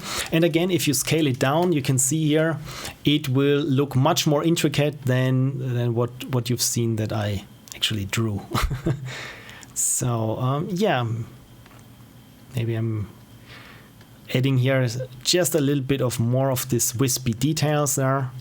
And like I said, I really like how this is coming along. Maybe, you know what, maybe I will just add some of those very thin lines here also to this outside, that it feels like those little tentacles, or it's like with weird kinds of fungi, some kind of mushroom growth things, where they also have their networks underneath the ground, and those also look like very thin, almost like spider webs, but they are a fungal network, if you will. And this is what's going on also here. I like this very much. And even like this could also be considered finished in a sense, but of course it's much more interesting once we have something in front of it. I mean, now it's halfway occluded there. Maybe I can, no, this is the wrong layer. Maybe I can get it back there. So those layers, I would assume, yes, they are my blue thing here. Now I'm just trying, can I make it bigger? How does this look?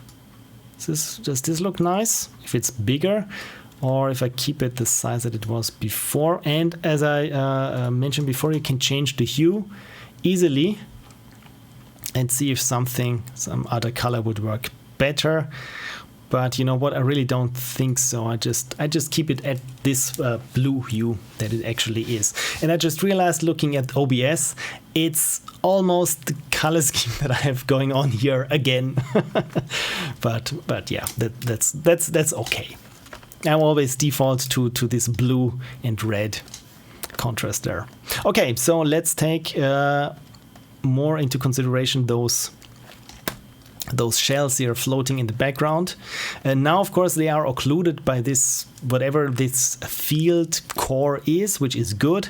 But of course, they are too dark because they actually need to be illuminated from this blob here that we have in the middle. So I'm just using this layer here and pick my hue from here, make it a bit darker, and just limit here that I only paint on those pieces on there that I'm not getting into the background. Okay, so I'm illuminating now those pieces, and this is how they look. They're illuminated from the inside. A bit boring, I have to admit, but let's see how it plays together with this. I'm not quite sure. Let's try something out. Too bright, a bit too dark. Let's get their saturation down, perhaps. It's too much. Lighter, darker. I don't know. Really don't know.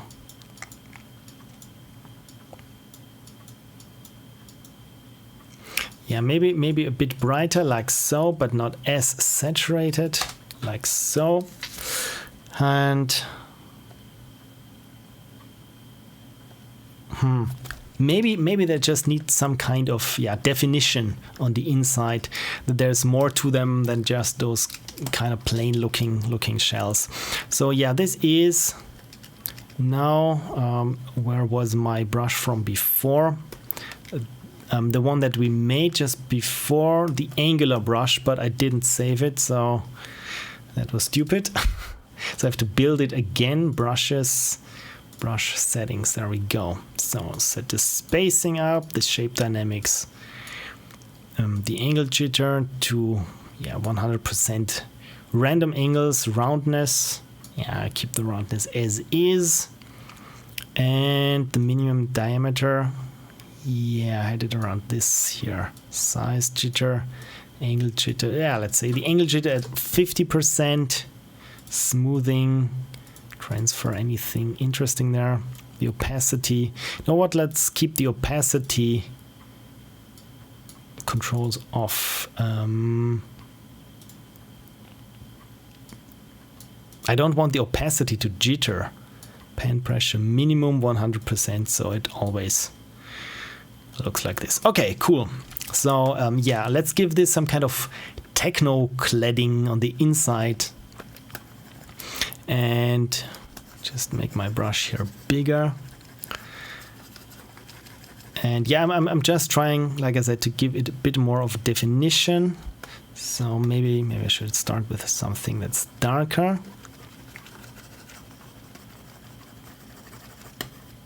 Then layer this on top. Also change here maybe the size. And the opacity is a bit too strong here, so because I want to build this up in layers. Yeah, maybe actually I think I should start over on those. But yeah, let's start over. Feels very soft brush. What does this do? Oh, of course I need to set my opacity to 100. Make this really big. There we go. And let's try this again.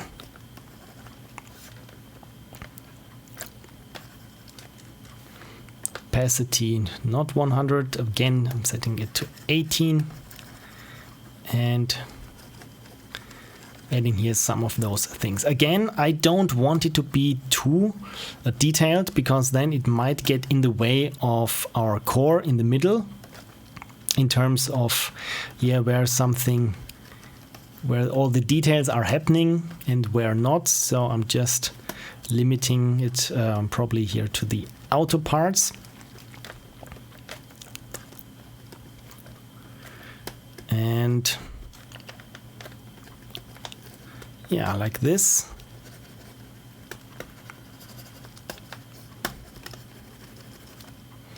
And maybe I need to go even darker there. So I just layer those on top of each other, again to hint at a little bit of more definition than there actually is. Usually, if I really wanted to go that way, I would pick. You know what? Let's save this brush before I forget to do it. Window, brushes, save Angular 2. Let's call it Angular 2. Angular 2. If I really had the time to and really wanted to go all in, I would really get down to business and start drawing here. Let me bring up the opacity again. And with a very fine brush, really just draw in here some kind of technical, shapy thing here. Like patched metal on top of each other, something like this. But again, when you zoom out and make this and reduce this in size, then of course it would blend together, but still it would hint at some more definition or some more detail than there actually is. But of course it takes a lot of time.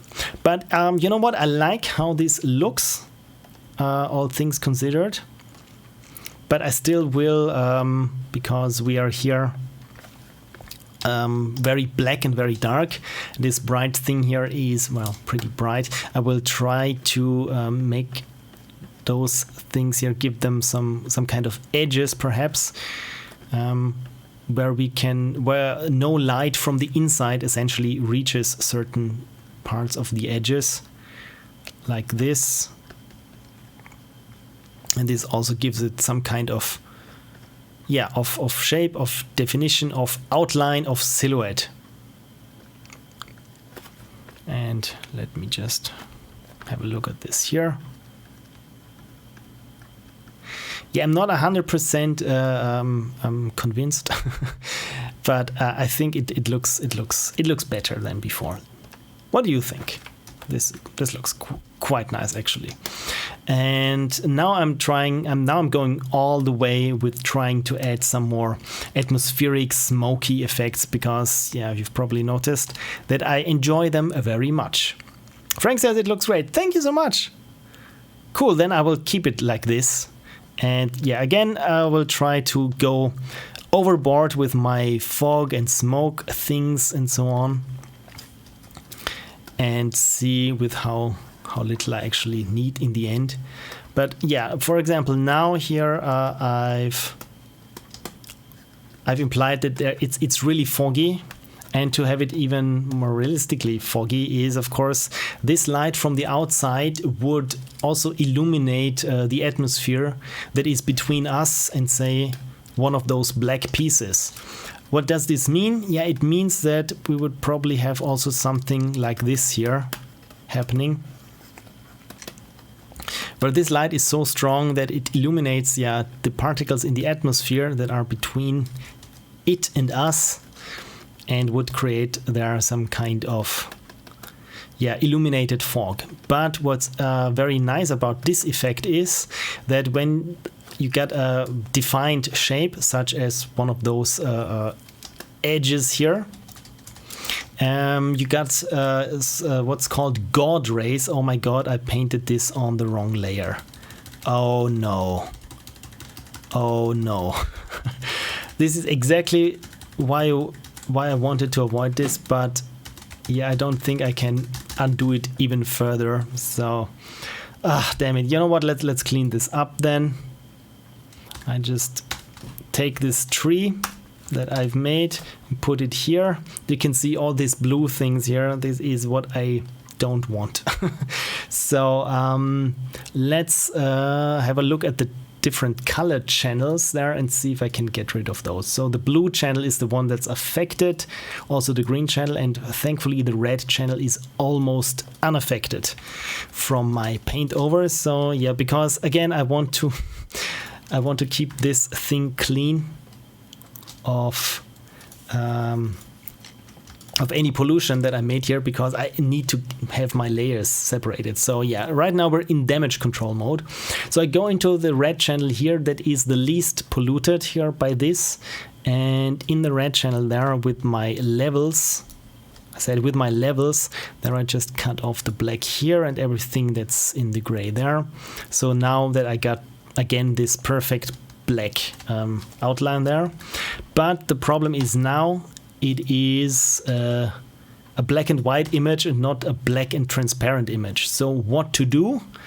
Yeah, this is another Photoshop trick, something that I've learned over the years in Photoshop. I make a fill layer. And this one, yeah, I mean the color doesn't matter, because in the end we want it black, but just for demonstration's sake I keep it blue. And each layer got here this layer mask when you, unless of course you have turned it off. So this is like the alpha channel, so if something is black here, you can see it is transparent in this part. And this is exactly what I'll be using, because in this layer here I will paste the red channel from what we had before. And well, now I have to of course invert it, and if I make it now black, I got a layer that is black and transparent as we've had it before, and I can paste it here again, move it into position, and thank God I've taken care of the problem that we had. Okay, so No, this needs to be right. And this is our, like I said, this fog layer emitting from this light source there in the center. Of course, now it's too strong, but the cool thing that I wanted you to show is that this causes God rays, as it is called. This is where you got shadows in volumetric lights, which is pretty cool. And I will try now to see if I can get this to work pretty cheaply. So I duplicate what I had before. And yeah, just to show you what's going on or what I will be doing. This is black. I make a new layer that's just black. Why isn't it black entirely? Oh, I set the opacity to 60%. This makes sense. There we go. Well, black was perhaps not the right choice. Okay, so blue. Or medium gray. Wrong one. Something like this, so that we can see what's going on. So from my fog layer, I will cut out the tree layer so that only the fog in between here remains. And on this fog layer, I will add a radial blur, but not a spin blur, but a zoom blur. And the problem is that this plugin here, this radial blur function in Photoshop, is at least 20 years old, so you don't even have here a preview. I think this was one in the first Photoshop releases. So this menu here looks pretty much the same as it looked on the Macintosh back then. And so I have to guess where here the center is. Bear in mind that it's always here represented as a square. So I think it has to be up here. And I say not spin, but zoom. And set the amount from 10 maybe to 50 and see what happens. Yeah, hopefully the stream is still streaming. Yeah, you can see what happens. It looks like this explosion. It's like a zoom in, but put it together with what we have so far, and hopefully it should look like some volumetric lighting. Now, of course, it's not strong enough. So I will just hit F and have this compute all over again, I said. I meant to say. And you can see probably here what's happening there, this kind of where the light seems to be shining through all those cracks there and those edges. So it looks cool, but it's not really that apparent what's happening. So I changed the blending mode to screen so that it only becomes brighter what's going on. And again, this is a little bit gimmicky. I fully admit that it might be a bit too much now. Also with this glow here, that's too strong. You know what, I will use this glow here and blur it to a great extent, like so. And see if it's still, I think it is still too strong. Let's bring in all the other layers as well. So yeah, I will use this glow here and diminish it by 50% and use now no, this was the wrong one. This fake glow here, which looks cool, but a bit too strong.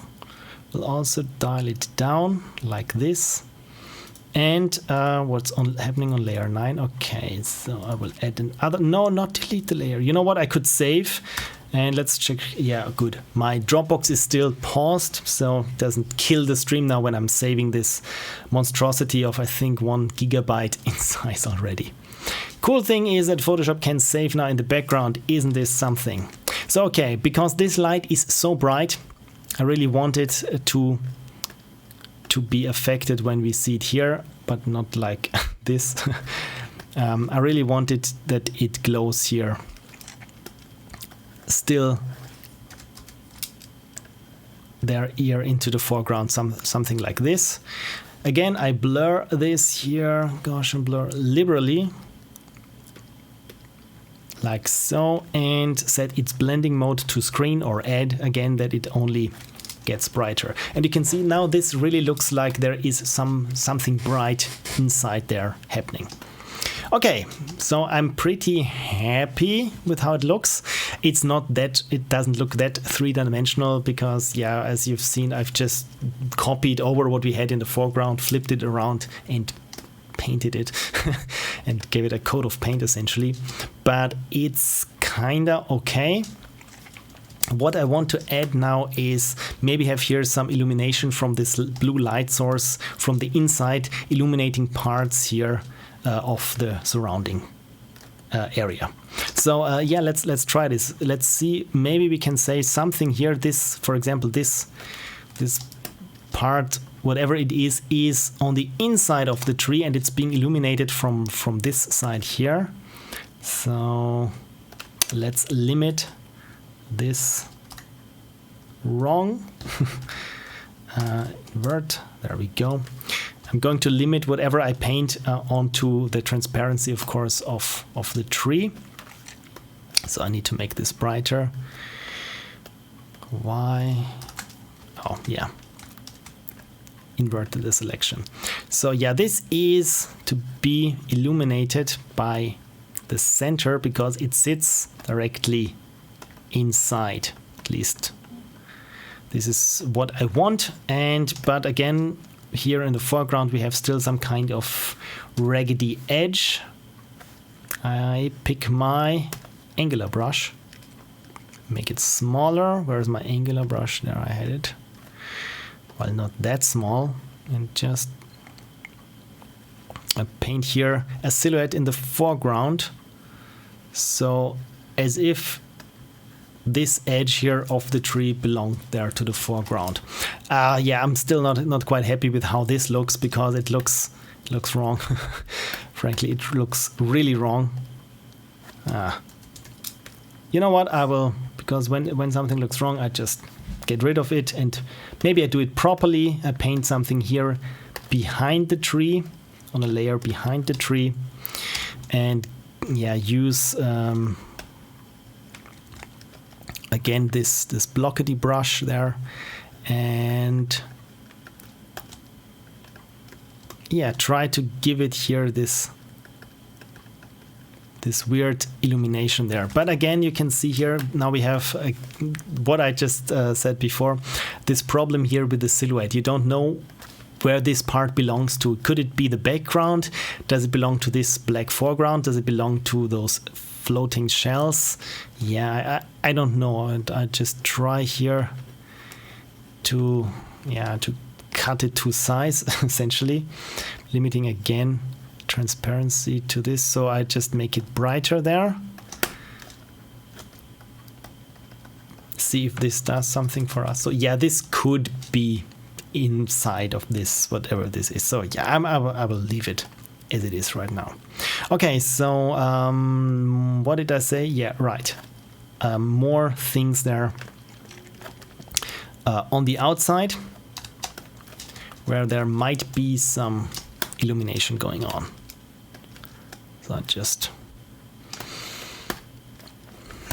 where could there be something? So we got here a light source, and now I'm just trying to imagine where this light source might be poking through all those shells there on the ground. Probably further away, the further away from the stem that we are, the more it is visible. And now we are here at an interesting point, because how close is this structure to this tree? Is it being illuminated like so? Could this be? Then how far does it illuminate back, and so on and so forth? So yeah, I'm not really quite sure about this. So I might not even start illuminating anything here from this, because like I said, I'm not quite sure about the perspective there. So maybe no, this where is the haze coming from? There we go. So maybe I will just try to work out more of the actual topology or topography of wherever this is going on here by getting a little bit I will brighten up here now the image by diminishing here this haze going on here. As we know, haze implies that something is at a distance from us, and I don't need it. Again, it looks like the left side of the tree is further away from us than the right side, which, I mean, of course, it makes sense that we're here in the perspective of the sun, but it doesn't make sense when we actually want to imagine what kind of structure or terrain is right next to this weird tree. So make it darker again. Yeah, this looks, I have to say, a lot better. Now, of course, this tree stump, chimneys, whatever we want to call this, looks again a little bit closer to us now and not as impressive because, yeah, it's now much closer to us. Yes, I like this. I like this a lot, actually. This is all right. Of course, I wanted still the sun was still more or less a stand-in because I wanted it to be half the way occluded here by the foreground. So essentially the sun needs to go behind there like this so that it's just peeking there above the rim of whatever this is. And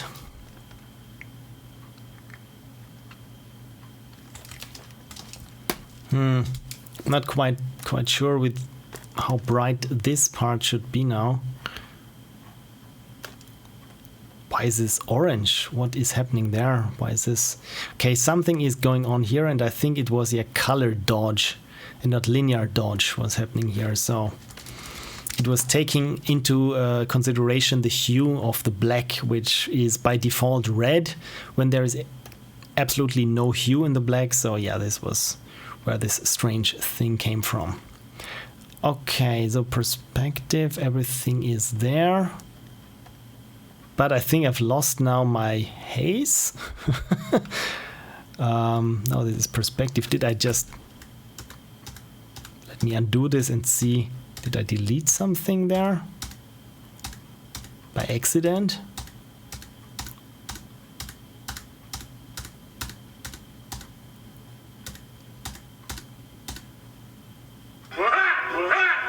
Thank you very much. Oh, apparently it was, yeah, this one is color dodge and should be switched to linear or to screen even, that the colors don't start clipping.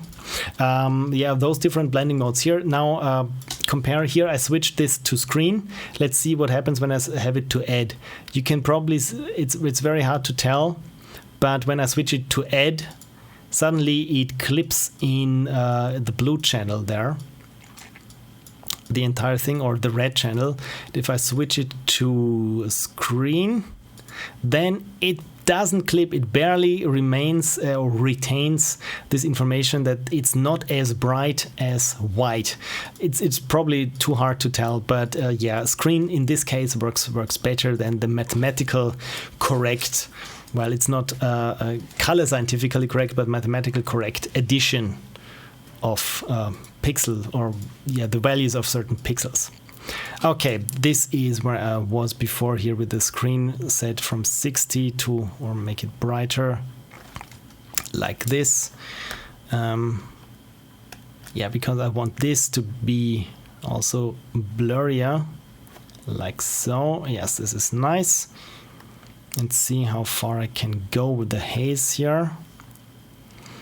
I just want to point it from the current layer. Here's the color, the hue that I want, because I want some more haze going on. I'm just, no, this is way too much. Just let me find it where I put the haze. Because it should happen behind the tree stump. So apparently I didn't do this on this layer before, but yeah, now I'm on the right layer. And this is of course too strong now, but I'm just putting something on the canvas now that I can yeah, diminish it and see how it how it looks. And apparently I switched to the smudge tool, and it was a very big radius. So now we have to wait for Photoshop to finish updating the smudge tool, because I can't even move the image around now until Photoshop is finished. Can I hit escape? No, this does not do a thing. So I just switch it to a different tool, and in the meantime have a sip of water. And then we will finish this painting. But man, apparently really with Photoshop, especially with those smudge tool, I still am at a loss why it is not possible for me as a user to just say, okay, Photoshop, apparently you're dying because you have to calculate smudged pixels. Please abort, save your breath. But apparently, did it just crash? This would be terrible, because I don't know when I saved this the last time. Oh dear. Yeah, let's bring up the task manager and see Photoshop. Okay, Photoshop is still doing fine. It uses 8 gigs of memory now, but that's okay. Okay, we're back. Save this thing. Good. Okay. So what actually I wanted to do was bring this here down in its opacity, this layer here. So just to give it a bit more depth there. Okay. Damn it, I still had the smudge finger active as I was pulling there. Just a little something. Damn it. So we have to wait for the smudge finger and the saving to finish. But okay, smudge finger finished. Smudge finger, what a name even. And now I'm just trying to add here even more haze and see how bad it looks, and it looks pretty bad. And because I'm, again, as you've probably noticed with me, I'm trying out things and then take them back. And yeah, I mean, I really like it how pink everything here gets, but it's a bit too strong there, especially there in the foreground, when we can clearly see where our foreground begins. And you know what? I think I'm still owe you some kind of foreground going on. And let's be kind of quick about this, because I've been streaming for 2.5 hours and my wife is about to go to bed and I still want to see her today before she does. So let's paint some. Oh, of course. My opacity is very unopaque. What's going on here? Am I there in the wrong layer? Apparently I'm not. Why is this? Oh, of course. Yeah, this makes sense. Because of course I'm there in the background of the haze that I painted, and this was why I didn't see it before. So I make everything brighter. Actually much brighter there, that we can see where my foreground is, or where I'm drawing here my foreground. So I'm making sure I get all those little holes that I have in here.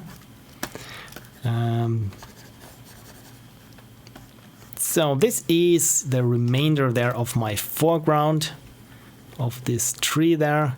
Again, I'm just implying detail like this. And let's get rid of this so you don't really see it. But maybe, again, if you're using this for some kind of print or other online distribution, always check your artwork at different levels where you missed something, not only on the low end, but also there on the high end, if something is too bright or doesn't work together. So, and of course, in the end, what I always do is make it a little bit darker even, because then all the blemishes that I had there vanish. Okay, so I'm pretty happy with how this turned out. There are only a couple of things I wanted to do. One thing, apparently I hit rasterize. One thing that I wanted to add was some kind of stars or a planet, a moon maybe, but then again it doesn't make a lot of sense, because like I said, everything is under this cloud blanket there and you don't see stars on top of the clouds unless you're, I don't know, a surrealist. And even then, the point is to make it look fake. Okay, so I think, you know what? I will maybe do some kind of final touches. That is, I will add some kind of vignetting that is darkening towards the corners, because we always like that. No, pulled off another layer there.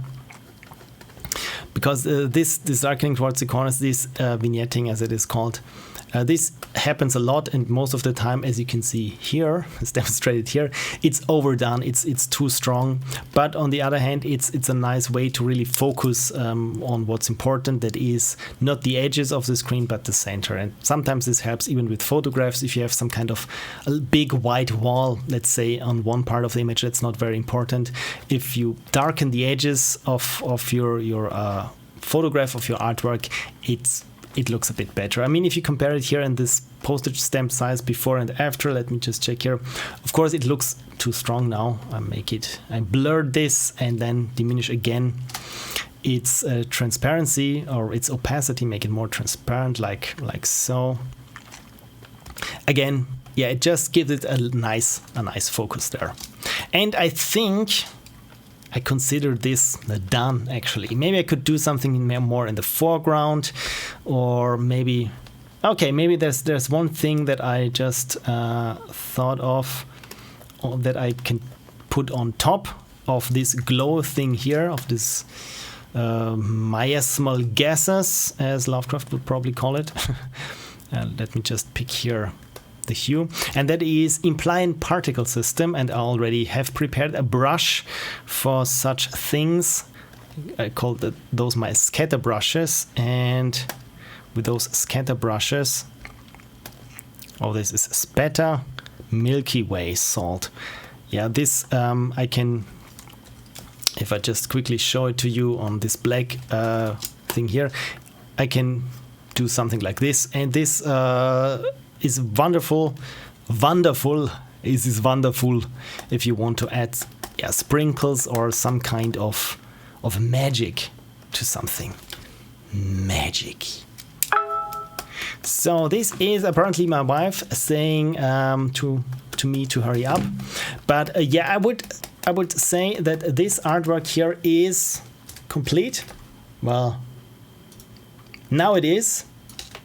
And I will save it. And I thank you so much for your undivided, probably, attention. And I hope this was interesting for you to see my process. And I still see that there are some things that aren't lining up correctly. Either way, I will maybe do a cleanup process on this one.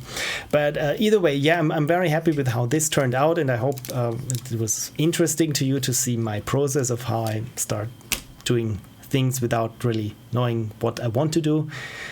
Anyway, I hope you had an interesting time, and I completely forgot to have my playlist running there in the background, which is also not that big of a problem, I hope.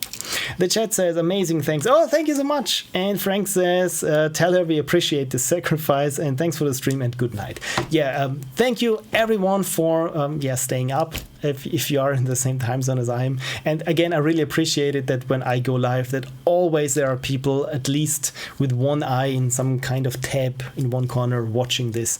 Otherwise, it would feel like that I'm just talking out into the void, into the nothingness.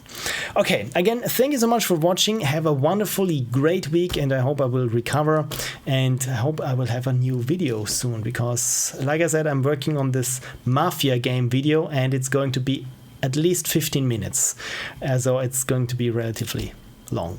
Okay, either way, thank you so much for watching. Have a great week, and see you probably next Sunday. This is the correct slide. Bye.